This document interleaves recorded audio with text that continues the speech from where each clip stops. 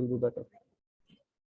Okay, so my request is, so without active learning, without your involvement, without your efforts and your work, hard work in studies, no matter whatever I'm teaching, that won't be sufficient. Okay, so you need to involve in studies also, and that can be really triggered with the help of maintaining a written notes. So my grandfather, he is a headmaster, so he used to suggest this to us, that without writing we can't learn anything. So if we write anything, then that will be permanently stored in the brain. Okay, because we researched, we went through some online materials, then we at last we wrote our own notes, because that is what we understood, and these notes will be helpful for your throughout career.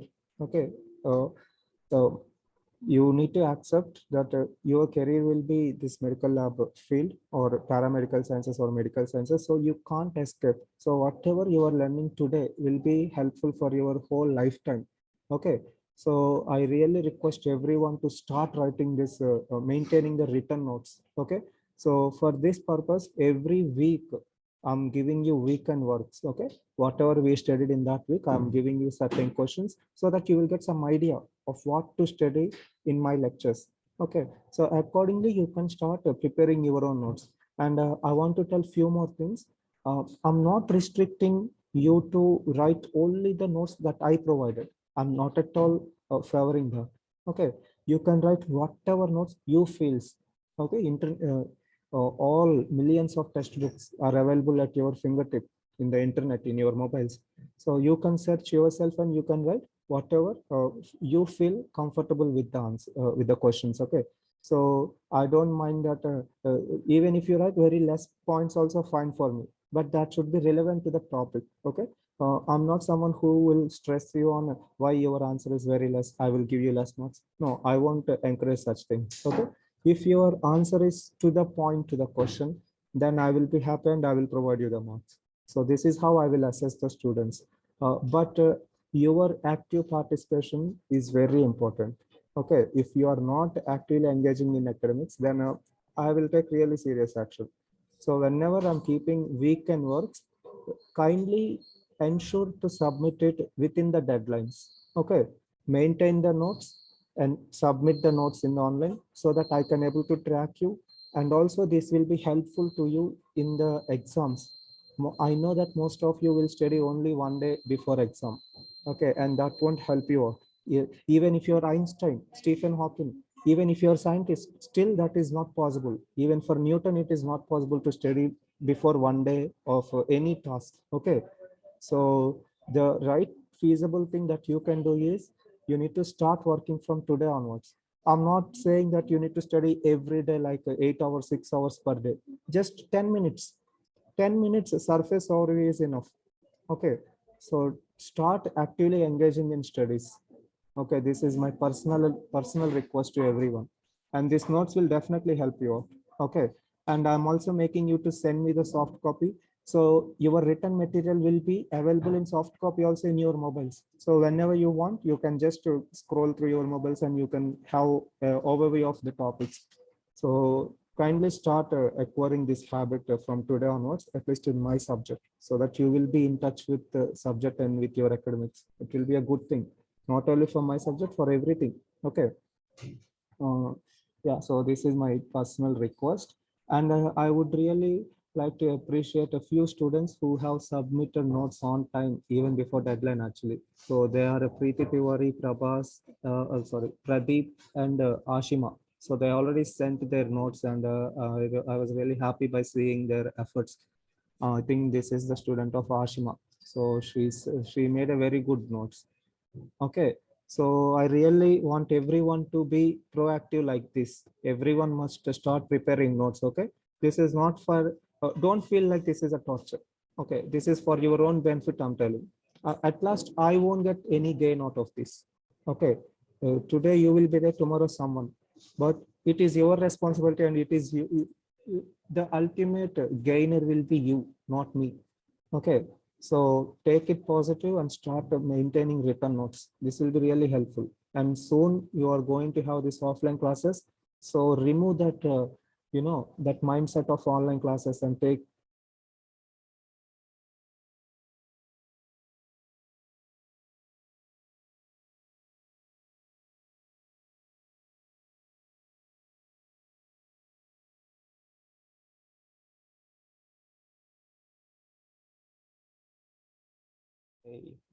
it's muted. So telling the same thing repeatedly is not good. Okay. Hmm. Okay. So remove that online mindset from your minds and start working, because you are gonna have offline classes soon. So start focusing and start working. Okay, hard, just like the way you're doing previously. So this is my genuine request, and we can start our class. Let me share my PPT. So yeah. Anyway, so welcome back to our subject. Okay, advanced clinical chemistry, and the subject code is TMLB 308. So here we have only 2 units in this subject. Unit 1 is all about toxic metals or heavy metals and the toxicity, and Unit 2 is all about markers, cardiac markers, renal markers, kidney markers, or hepatic markers. All markers has been given in the Unit 2. So this is a very simple syllabus with only 2 units, so we can easily study. By the way, am I audible properly to you? Is there any problems with you? All right. Yes, audible. Audible. Fine. Okay. Thank you. Yeah. Okay. So we can start a quick revision, and then we can go to the today's topic. So yeah. So far we discussed about the molecules, their importance and their interference in the cellular metabolic activities, and how they will inhibit the cellular normal function, and how the cells will get affected. Ultimately, the patient will get disease state, and eventually there might be some death because out of these heavy metal poisons. So yes, heavy metals are really concern thing. They can even kill us by affecting our cardiovascular system,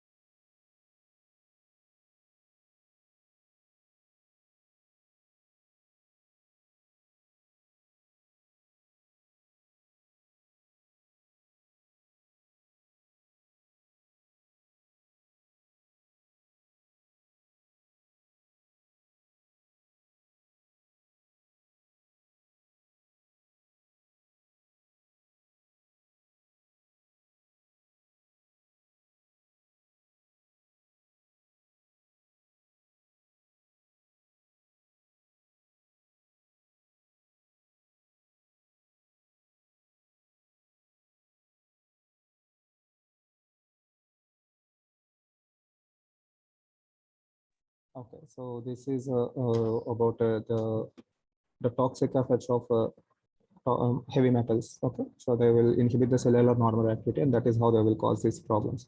And we discussed about certain interesting things like the heavy usage of lead as a water pipes in Greek, and we know what happened to Greek civilization.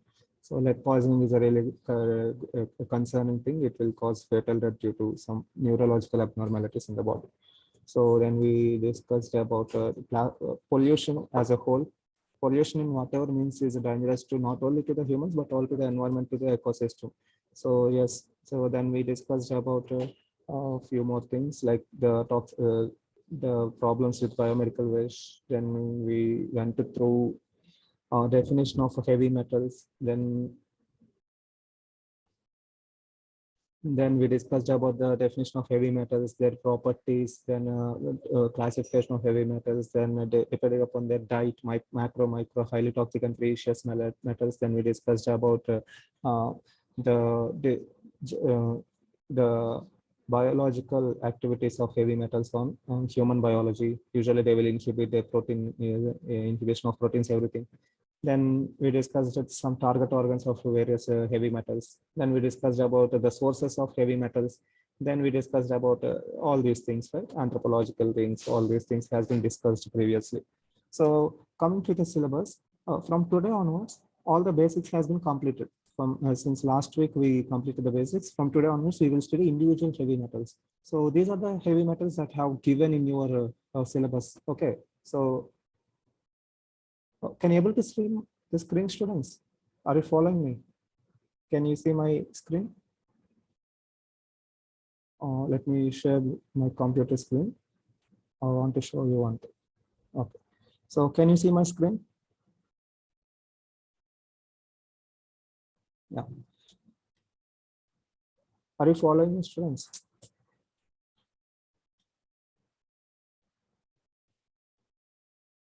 See, at least you can chart.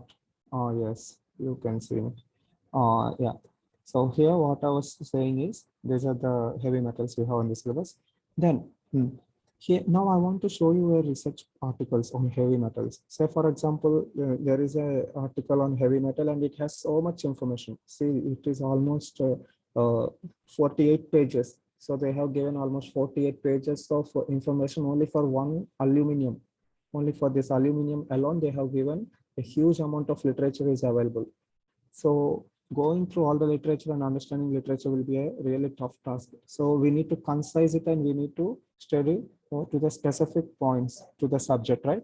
So that is why I made a few changes. So for any heavy metal, we are going to address the following points. We are not going with its all properties like its industrial properties, all those things we are not going to study. Rather than we will only narrow down the topics to the following points, okay? We will check about, we will discuss about its introduction, any heavy metal, okay? It can be aluminum, lead, any heavy metal. We will study all of these points.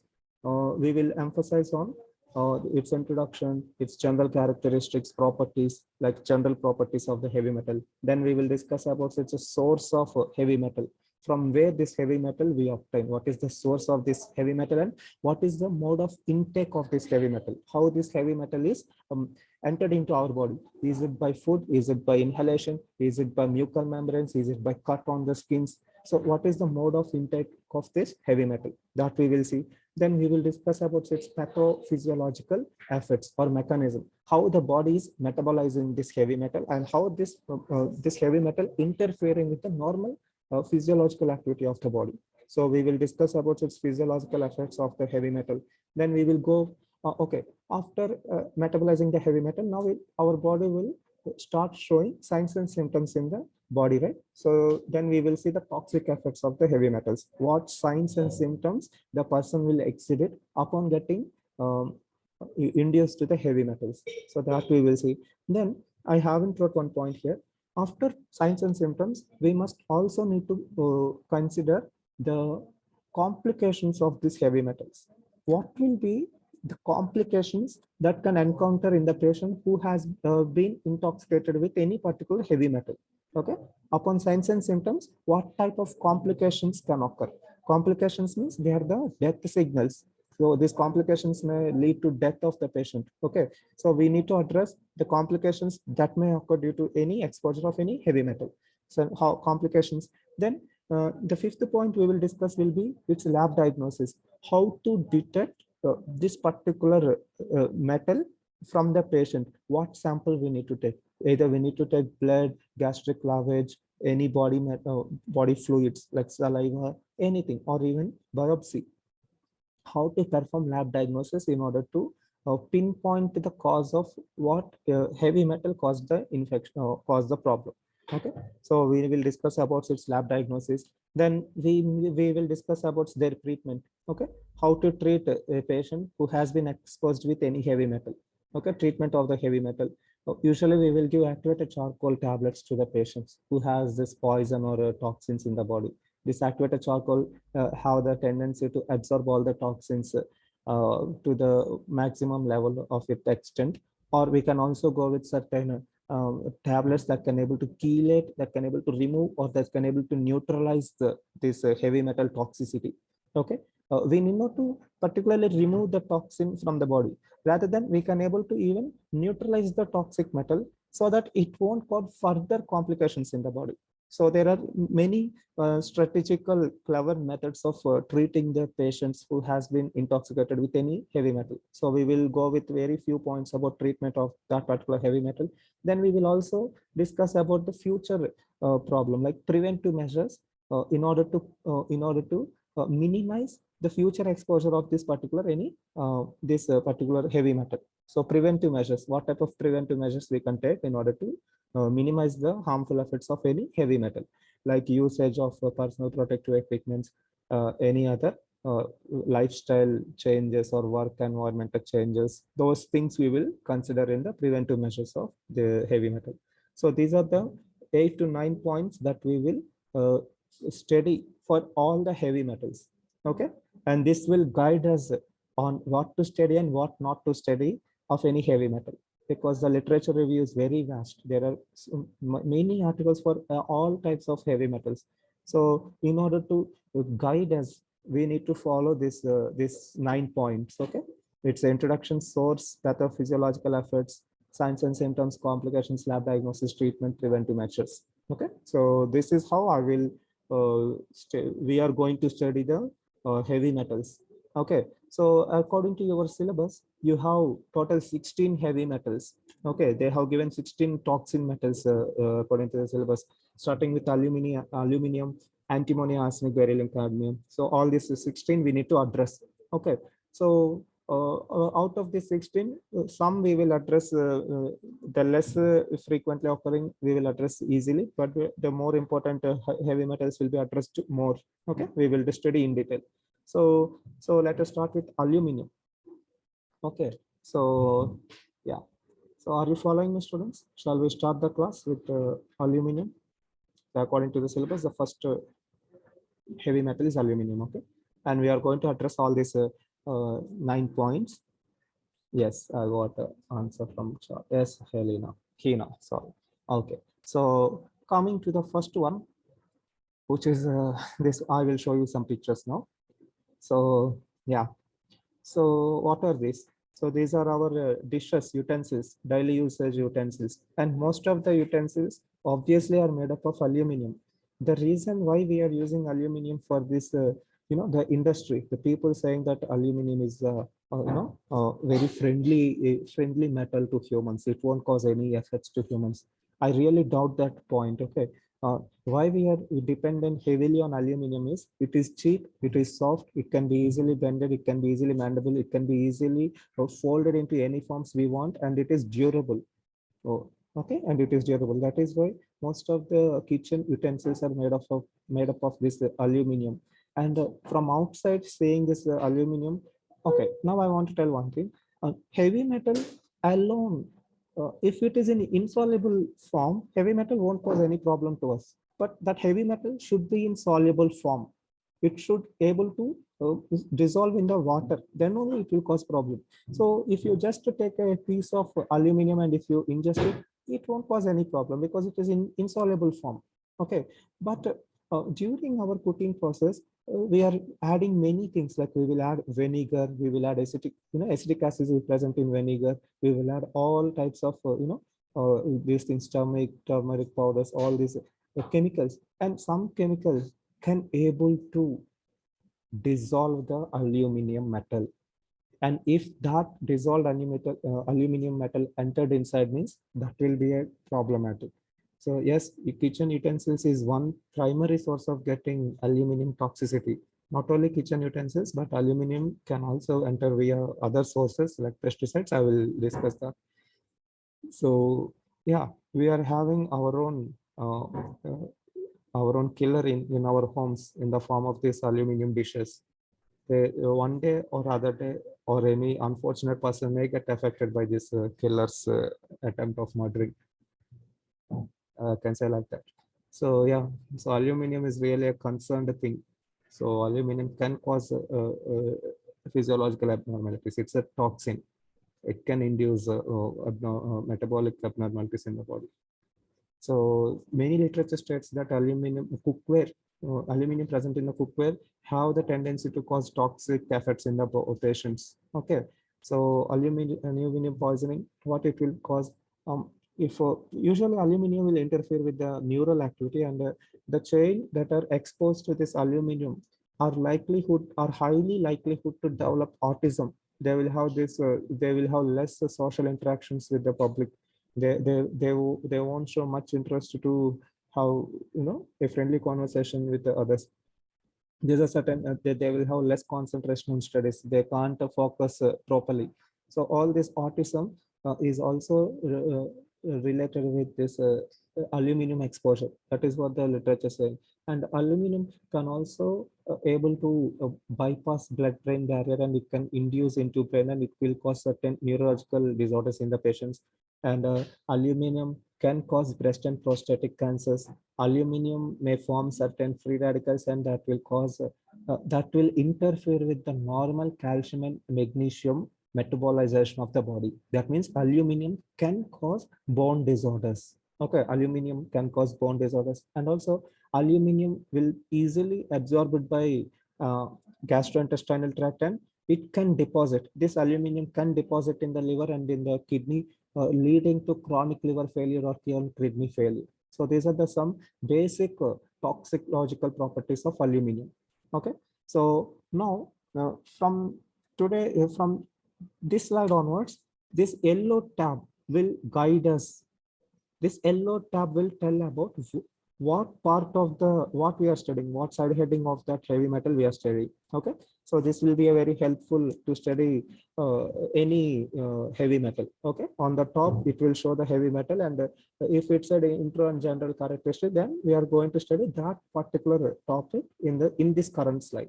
So from now onwards, we will generalize all heavy metals into this 8 points. So starting with introduction, general properties of heavy metals, of our aluminum. So the sources of, this is an overview summary. Okay, so this is the summary of aluminum. So the sources of aluminum include kitchen utensils, then industrial building industries, and even agriculture is one reason for getting this aluminum. Then toxins, it can interfere with the neurons, it can interfere with the kidney, liver, gastrointestinal tract. Even this will interfere with the developing fetus, results in autism. Okay, it can also be acted as a teratogen. So these are the few toxins in terms of our aluminum. And let me go deep. So coming to the general characteristics of aluminum. So usually students, this aluminum is used as a pesticide in the in grains for agriculture industries. So, it can be wheat, it can be rice, any grains. The insects that will cause that will destroy these grain crops. Okay, like rice, wheat, barley. These crops, pesticides will use our aluminum in the form of aluminum phosphate. Okay, in the form of aluminum phosphate. And this aluminum phosphate, uh, which is sprinkled on the plants, and these grains may have aluminum phosphate, and that is one source of getting aluminum into our body via pesticides, via this artificially made plants. Okay, so our modern technology not only keeping our yields high, but also it's causing many lethal health effects on body. Okay, so one way of getting this aluminum into our body by pesticides in the form of aluminum phosphate. Okay, so the mode of poisoning, that means ingestion, how this poison will enter into the body. So ingestion, fatal dose will be greater than 0.5 grams, can cause within, if you consume more than 0.5 grams of aluminum, then you will die within 1 to 4 hours. So the majority of die within 1 day. Okay, within 1 day they will die upon getting ingested by this aluminum. So the mode of entry into the body can be inhalation or ingestion, either by eating, either by inhaling. Okay, via respiratory tract, it will get entered into the body. Then pathophysiological effects of aluminum. So via ingestion, it will be absorbed in the gastrointestinal tract, and it will enter into the blood. From blood, this aluminum will start migrating to the various body parts. Okay, the reason for ingestion can be aluminum can be ingested via food, water, or medical supplements, or it can be ingested via dialysis. Yeah, this is one important thing. In order to stabilize any vaccines or for the treatment of dialysis on patients. Okay, so aluminum will be a good regulator. It will act as a very good buffer in order to maintain the optimal conditions. It will act as a good preservative. Okay, so the patients who are undergoing dialysis are also likelihood to develop this aluminum mediated toxicity. So dialysis patients can also get exposed to this aluminum toxicity. Okay, and aerosol from the mines or from industries where they are working with these metals, from air, this aluminum dust may be inhaled, and that is how it will be ingested, and it will be absorbed, and it will go to the circulation, resulting in all types of organ failures.